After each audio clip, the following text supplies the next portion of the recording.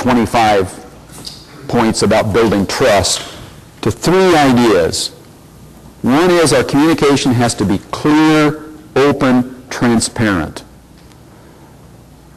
I often tell the story about some work I was doing on siting of a landfill, and obviously there was an opposition group fighting against the landfill, and they actually had to finally take the county government to court in order to get the original assessment of the location, which in itself said we shouldn't trust them.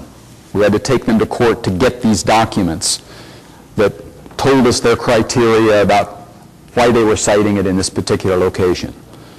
They finally got, the 300-page document, but page 36 was missing. And that was where the secrets were, right? So it caused a major controversy and, no trust whatsoever. Of course, it was a clerical error in terms of copying the document. There were no secrets on page 37, but it wasn't transparent. It wasn't open. And so it totally destroyed the trust. Second point is, and I noted this earlier, we have to demonstrate the knowledge of opposing viewpoints. We have to be able to try to communicate that clearly to our audience. And finally, and again, summarizing lots of others, we have to respect our audience. And I don't think that's a problem with any of you. But we have to be very careful in how we communicate. You may respect your audience, but if we don't communicate it clearly enough in the way we design messages and the way we deliver the information to our audience, that won't come through. So all of these kinds of processes, I think, are absolutely critical. So I don't know how I'm doing on time, but we've got 5 minutes more. About 5 minutes. I would be happy to take any questions or talk about anything else. Yes? How does the field of risk communication deal with the precautionary principle that they use? Seems like dueling scientists. Well, one of the problems that I think we have in terms of communicating complex issues, risk, for example, is that we know that disagreement about a particular topic increases people's perception that it's higher risk. And again, going back to one of the points I made earlier is that in truth, that's what science really should be. That's what it is. Disagreeing points of view. That's the only way we learn, is when we disagree with another scientist. I mean, if we didn't, we would still believe the earth was flat. No one would have challenged that idea. So, on one hand, I think that's not possible to communicate the disagreement that scientists are having about the precautionary principle. So again, that has to come down to the idea of trust. Trust in an organization. I'm not sure very many people understand the precautionary principle at all. Yes? I agree with everything you said. That's too bad. But we don't. I've been giving testimony and speaking in the news media for 30 years, and I think there's one really key point that you've left out that I've learned the hard way, and that is to speak in sound bites. When I try to give a standard scientific answer to a reporter or a planning commissioner, they tune me out or just don't understand it and listen to the person whispering in the ear and saying, terrible, destroy, things like that. So I've learned the hard way to give the soundbite first and then the explanation. Well, we haven't talked about that. That's another whole discussion about how should we be communicating to the media, because the bottom line is you can't do your work without involving the media. You can't assume that the media won't get the information one way or another. And I absolutely agree. In fact, one of my recommendations to people when we do training about working with the media is you give them the sound bite. Don't let them decide what it should be. Don't give them 30 minutes and let them pick out of that 30 minutes the one stupid thing you said, because they will. You give them the soundbite. You are not going to educate them. You are not going to succeed in communicating complexity of the issues that you're talking about.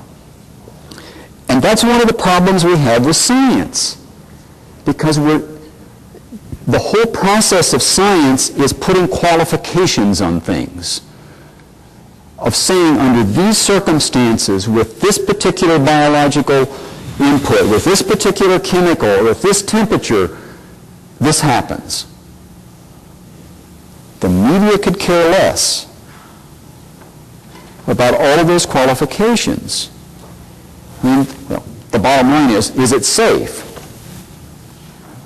And that's what they want to know, often. And so I ask you, is it safe to drive to the mall? I don't know. We can't answer these questions.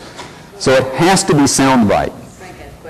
One more. I'm thinking about examples where, you say you build trust and then something bad happens. And, I think about the Tylenol fiasco, where we had that poisoning a number of years ago. And I don't know anybody that even thinks about not buying Tylenol anymore. I mean, they must have done something fairly rapidly to rebuild that trust.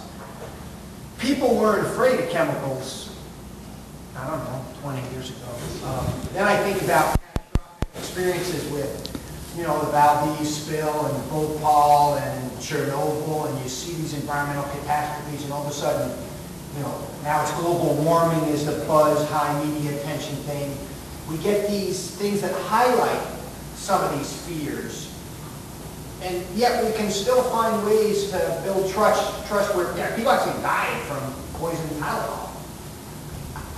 We're talking about lawns and chemical use or organic management, and I'm wondering what can we learn from those kinds of experiences and media situations, because we've got the organic all over the place now.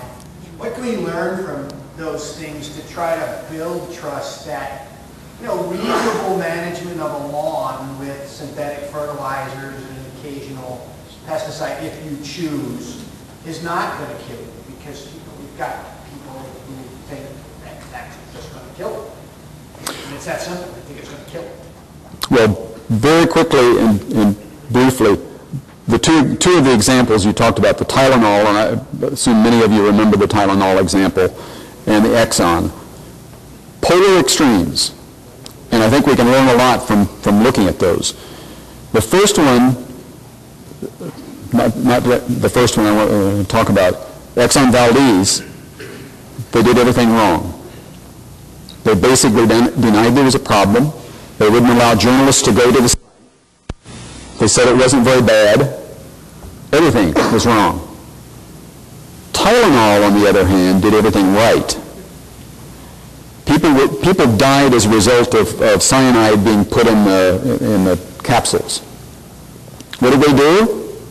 They immediately said, don't take it back to your drugstore. They opened up their factories for journalists even to look at. The CEO expressed total concern for the people, not the company. Exxon did it the opposite. Their concern was for the company, not people. Do we think, I wonder sometimes if we do more of the Exxon, because nobody's going to say, you know what, pesticides can hurt you, or improper nutrient management can hurt you. And I feel like sometimes we're not willing to say that, and it's easy to dismiss people who flare up that any use is going to kill you. And I think we're afraid to say, yeah, I mean, there is risk, but is it a big risk? Is it like flying versus driving? Is it like smoking versus something else? And I feel like we've not been, as an industry, comfortable doing that. I think we have to begin doing that, because there are voices on the other extreme. Yeah. And so we can't deny that that's going on. That's actually a very good point to end on. That was great. That was Thank you. Thank you so much. You turn this off. Really good. We love it.